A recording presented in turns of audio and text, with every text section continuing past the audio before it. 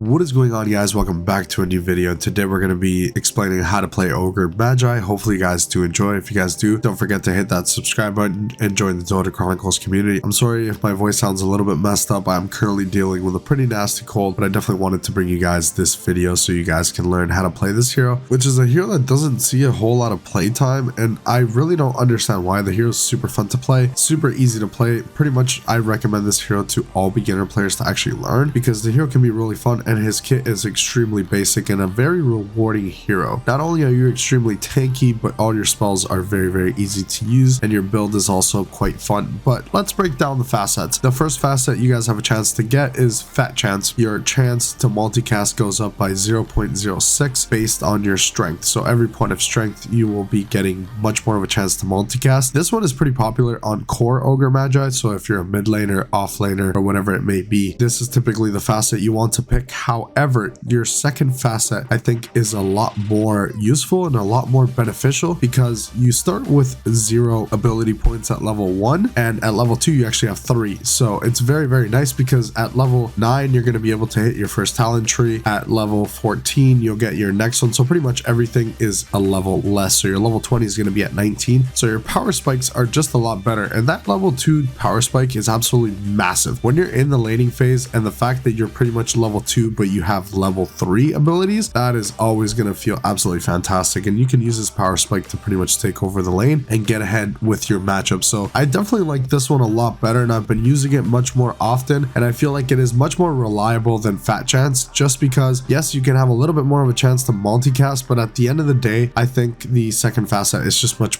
better. The fact that you get to have that power spike in the laning phase, especially when you're playing mid ogre, which I know sounds a bit crazy. I do enjoy playing mid ogre, and you'd be surprised how many strong matchups this hero has. Don't sleep on the Ogre Magi. This hero is absolutely insane, especially from the mid lane. If you are facing up against a melee hero, you're gonna have a good time. Obviously if you're facing up against a ranged hero, you're not gonna have the best time, but if they are a squishy ranged hero, you can take care of them quite easily once you have that level 6, and you're gonna be burning them down. So let's explain the abilities. Your innate ability is Dumb Luck, which basically you gain mana and mana regen from strength because your base intelligence is 0. So this hero definitely needs a lot of strength, and you are a strength hero, so you definitely want to build strength. You want to be much tankier, so you do benefit quite heavily from that. It is a pretty decent ability. Now let's break down his abilities. So first of all, you have your Fire Blast. This is basically a stun that deals 250 damage. At level 25 you're able to boost that even more, but overall very solid ability. The stun is nice, and once you multicast it you're going to be doing a shit ton of damage, and this is when Ogre starts becoming an absolute beast, when you start multicasting Fire Blast and Ignites, which is going to be the next ability we're going to be breaking down. Your Ignite is basically your slow. It does damage over time, so basically does 50 damage per second for 8 seconds and a 29% slow. This is at max level. All these numbers that I'm going to be breaking down are going to be at level 4. They're going to be max level, just so you guys get an idea of how strong it is. For the Fire Blast, same thing, is 250 at max level. Next we're going to be breaking down your Bloodlust. It gives you or your targeted ally 13% movement speed, 80 attack speed, and for yourself 100 in the last 30 seconds. So you can actually start right clicking people, which is very funny to think about an Ogre Magi actually right clicking people, but there's some crazy people out there that actually play right click Ogre, and they take the level 25 talent where you have a chance to actually cast Fire Blast from right clicking, and they build moon shards and they go for these crazy builds. I've definitely tried it before. It's super fun. I would not recommend it in a ranked game, but if you do want to have some fun, I think you can definitely have a really good time with this build, or play it in a turbo. That way you can have all these items very quickly, and you're going to start doing a lot of damage on this hero. And finally, your multicast, which is your level 6. It allows items and abilities to be cast multiple times. This is RNG based, so it is luck based, so you don't really know what kind of a multicast spree you're going to be going on. Usually the more you go, the more the multicast spree is going to be, but it can easily just end in a single multicast spree. But once you're level 18, you're going to be getting much more chain stunning. You're going to be doing much more multicasting, and it's going to be much better. This is one of the reasons Ogre Magi is pretty much the only hero in the game to still buy Midas right now. I think Midas is in a pretty garbage spot, but Ogre is still the hero that's going to always buy Midas because you can multicast Midas. Now here's a trick I've learned from some of the best Ogre players out there, is that when you're going on a multicast spree is when you cast your Midas. Now that it has 2 charges, you definitely don't want to just use it for the sake of using it. You want to be able to get a really good multicast, so make sure there's a lot of units nearby for you to be able to get the most amount of benefit. If there's only 1 unit, the Midas is not going to multicast because there's only 1 unit in your radius. Now if you stack a camp, you're going to be doing much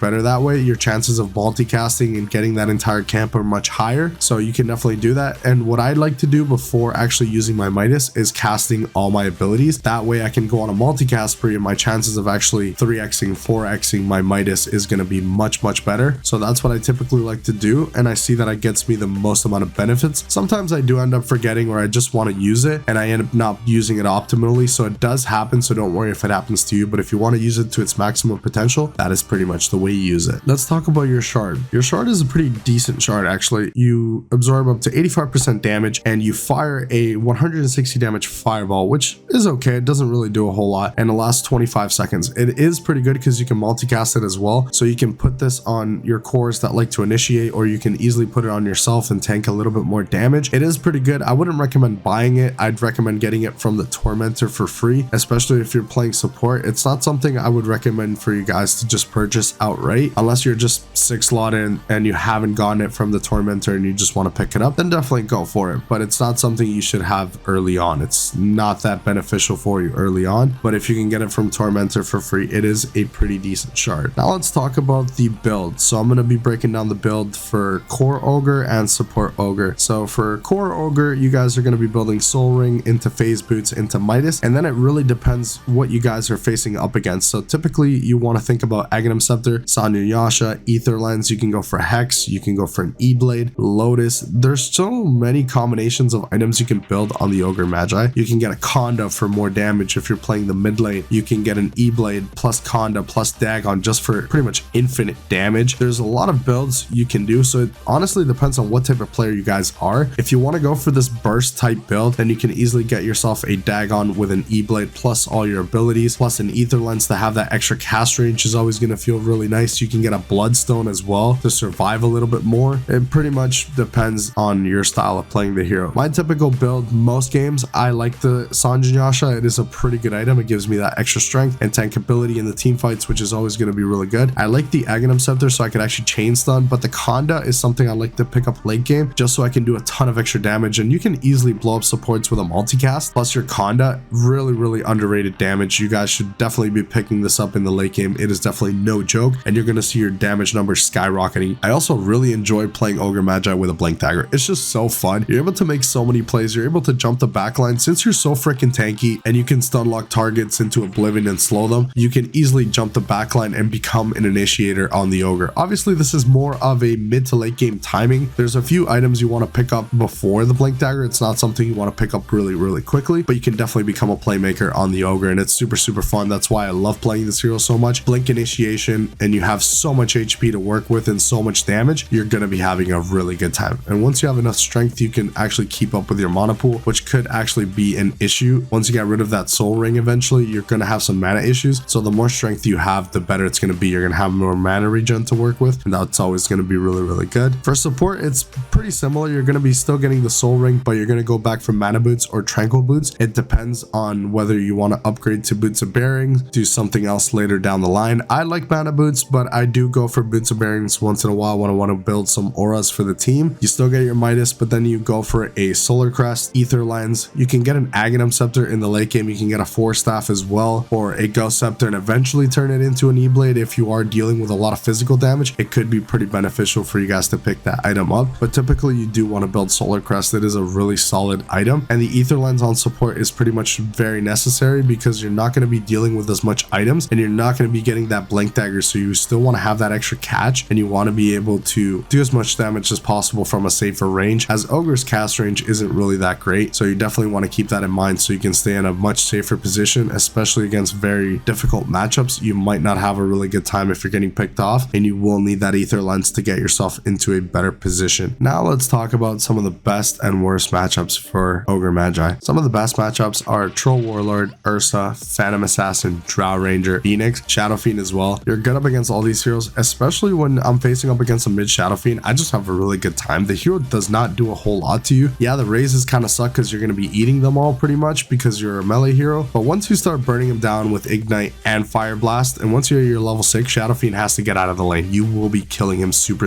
easily. Shadow Fiend is not the type of hero that likes to get bursted, and you are a burst hero, so that's a very free mid matchup. So if you play Ogre mid against the Shadow Fiend, you should be winning that matchup pretty much every single time, no matter how how they play, you should be winning that matchup. It's really free. And heroes like Troll Warlord and Ursa and Phantom Assassin, these heroes don't want to be slowed. These heroes don't want to get chain stun, and that is what you're there for. You're there to chain stun heroes. You're also there to buff your allies. Extra attack speed is always going to be really good with certain heroes. Heroes like Drow Ranger benefit so much from your Bloodlust. Anti-Mage, Slark, these heroes benefit super heavily from that extra attack speed that you provide for them, and you also get that buff yourself, and the movement speed is also really nice, so you can help your teammates as you're actually dealing damage and doing things around the map, which I think is really cool. And some of the worst matchups are illusion heroes. Pretty much all the illusion heroes, they're going to be doing really good up against you, and heroes that can purge, heroes like Slark, Anti-Mage, Broodmother, Chaos Knight, Meatbow, Phantom Lancer, Terrorblade, these heroes can easily run you over, especially Slark, because he can just purge you and you won't be able to do a whole lot. You have to pretty much catch the Slark off his dark pack, and then you could kind of do something to him, but it has to be like a blink, perfectly timed fire blast after his dark pack for you to be able to catch him and chain stun him. It can definitely happen. It's not the worst of the matchups, but your ignite is pretty much going to be absolutely useless. But against heroes like Chaos Knight, Phantom Lancer, and Terrorblade, like, you're not going to be doing a whole lot. You're pretty much single target, so unless you have someone on your team that can easily get rid of the illusions and then you could focus on the main hero, then you could actually do something. But if you can't, there's no illusion clear, you're going to have really big issues because you're pretty much a single target hero. Let me know what you guys think. If you guys have played Ogre Magi, what do you guys think about mid lane Ogre? That's something some people will consider, and other people might think it's just absolutely insane. It might be a grief. If you guys want to see some mid Ogre gameplay and you guys want to see me play some mid Ogre, or you guys want to see a guide on how to play mid lane Ogre, definitely let me know in the comments below. I hope you guys enjoyed the video, and I hope you guys learned something. If you guys did, consider subscribing. I will see you guys in the next one. Thank you so much for watching.